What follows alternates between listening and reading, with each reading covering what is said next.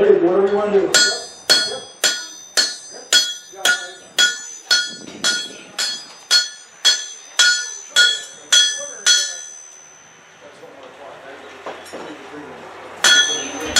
Any questions? Hi folks, today on North Central PA Outdoors, we're up at the Manley-Bohlayer Heritage Farm just east of Canton off 414. We are here today to rekindle the spirit of blacksmithing. And with that, I'll turn it over to Gene and Merle, and they'll fill you in. Well, how this project all got started was back when I had an eye appointment at our local eye doctor in Canton. His name is Dr. James Grew. And during conversation, partway through the eye exam, he said, you know, I have a family blacksmith shop in Perry Mills, New York State, near Lake Champlain, that I was wondering if you'd be interested in having and setting it up at the Heritage Farm and at the Manley-Bohlayer Farm. And I thought, well, that would make a great addition to our Heritage Farm. And he says, well, we can talk about it more. He says, my daughter's going to do a project on this for her senior year, so that'll be part of it. So I ran past the board of directors and they all liked it. I went back to Jim Grew, told him, and his daughter got started on her project. She inventoried everything up in New York State.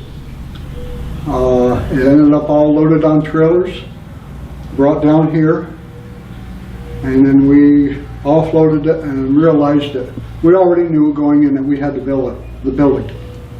So we got the volunteers together and we put together a 20 by 40 building, which you can see in the video. And then we started putting hanging all the different things that you would see in the blacksmith shop around. And Merle, he came into it. He was our blacksmith for the Apple Cheese Festival. He worked out in the rain a lot. The first year it was raining. Yeah, I remember we're down in the lower field. Yep. Yep. Yeah. And then the second year we moved up here because you had the shed up, but we didn't work inside because he didn't have the bricks laid. Right. Because everybody donated the bricks, right? Yes, the bricks came from probably 25 different people in the area. And we just put a notice out in the paper. Anybody has bricks want to donate, and we got a lot of bricks. So then we got a crew of people together and laid the bricks down. And there's a few in here that came from where the mill came from in Perry Mills, New York. So there's some historical bricks in here. Well, then we ran it past Merle. Of course, he got to use the building during the Apple Cheese Festival, and then we ran it past him about starting a class.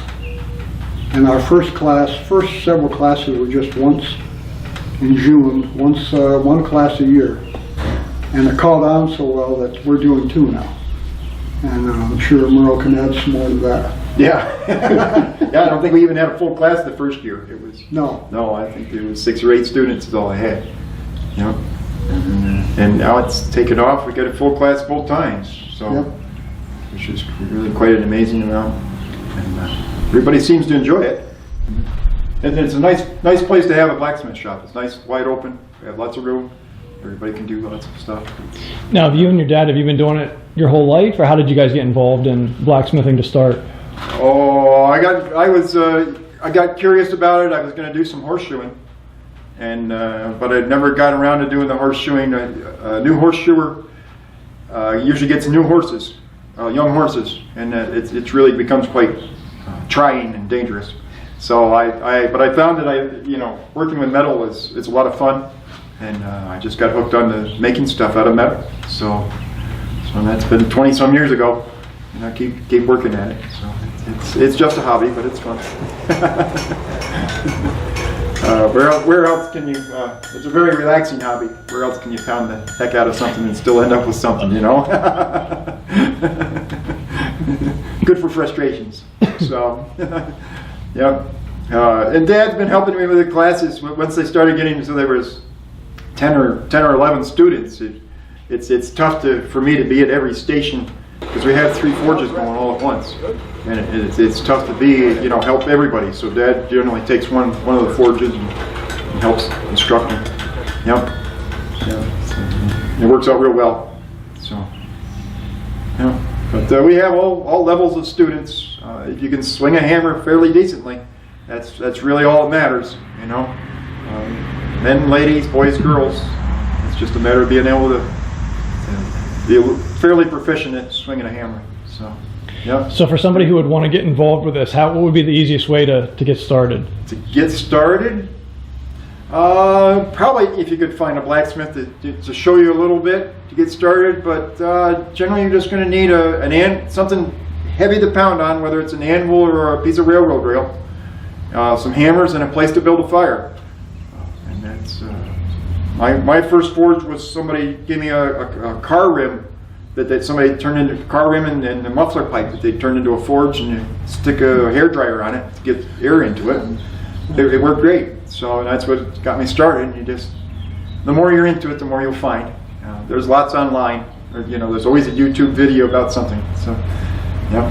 And what about being able to participate in this class? Where would somebody go? Is there a website to go to? Yeah, Gene takes care of that part of it. All I do is come and teach. Yeah, so he does all the lining up people and getting their names and addresses. Wonderful job, because it saves me a whole lot. Yeah, I take all the calls, and then we advertise in about a dozen different papers.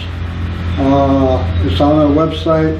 It'd be rekindlethespirit.org, or you can find it on Pennsylvania Apple Cheese Festival. Is the way you would sign up. Well, thank you, Gene, for putting this together. We appreciate it. You're more than welcome. Thank you, Merle, for your expertise. Yes, had a good time. It's been an honor learning from the best here at the Manley-Bohlayer Heritage Farm. Thank you very much. Thank you.